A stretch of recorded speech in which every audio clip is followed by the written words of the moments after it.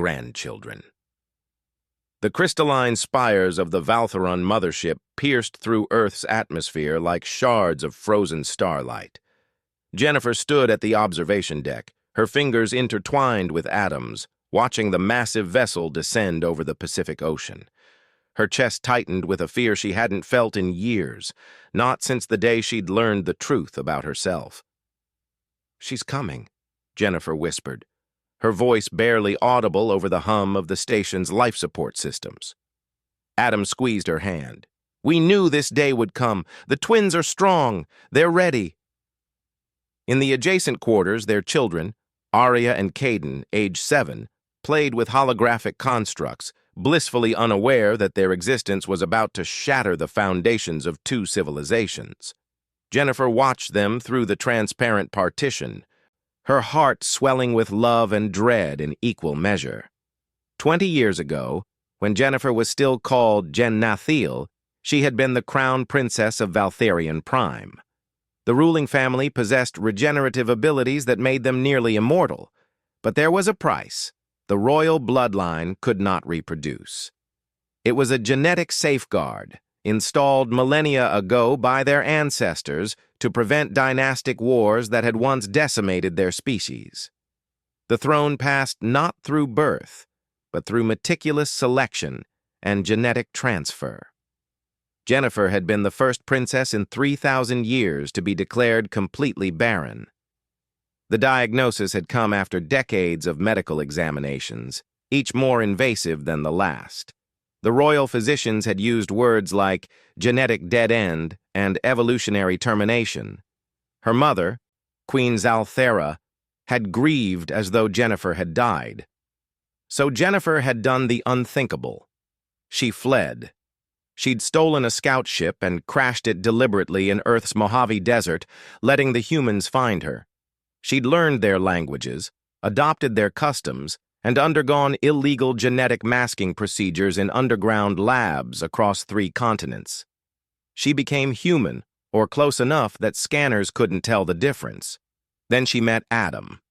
He was a xenobiologist working for the United Earth Coalition, studying fragments of alien technology recovered from various crash sites.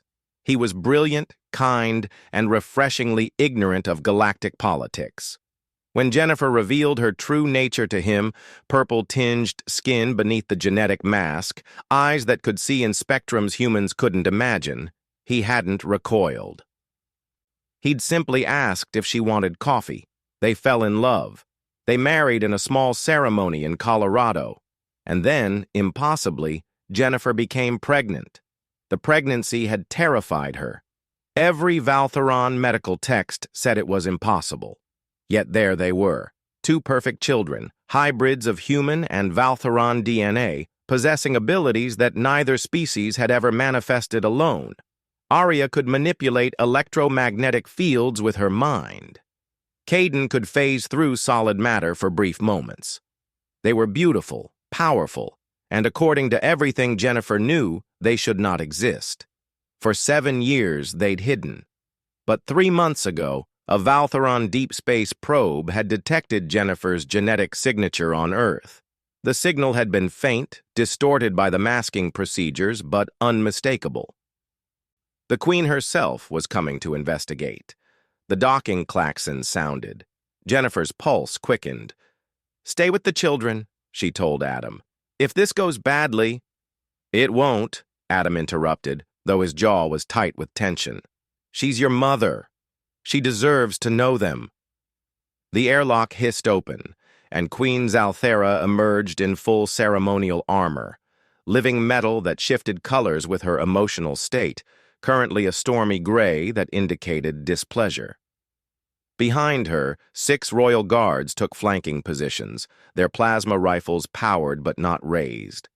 The Queen's eyes, brilliant violet, like Jennifer's natural ones, locked onto her daughter. For a long moment, neither spoke. "Jen-Nathiel." The Queen's voice carried the harmonic undertones of the royal dialect. "You have committed crimes against the throne. You stole royal property. You abandoned your duties. You violated the sanctuary laws of a protected species. "I know," Jennifer replied in the same dialect, her tongue remembering shapes it hadn't formed in 2 decades. "And yet," the Queen continued, her armor flickering briefly to orange, confusion, "the probe detected not 1 but 3 Valtheron genetic signatures on this world. Explain." Jennifer stepped aside, gesturing toward the partition. Arya and Caden looked up from their games, sensing the tension. They moved to their mother's side, flanking her protectively despite their small size. Queen Zalthera's armor went completely white, the Valtheron equivalent of system shock. She took an involuntary step backward, her guards tensing. "This is impossible," the Queen breathed. Her hand rose to her throat, fingers trembling. "My daughter was Barren. The royal physicians confirmed it.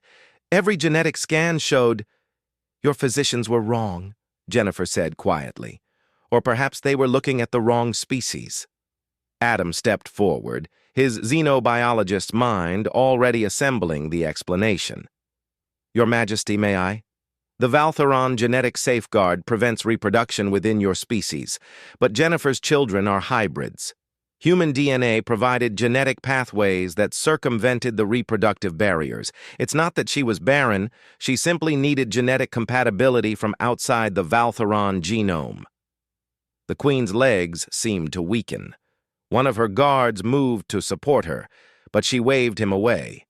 She approached the children slowly, as one might approach a mirage that could vanish at any moment. "Grandmother?" Arya asked in perfect English, then repeated in Valtheron. "Zalmathera?"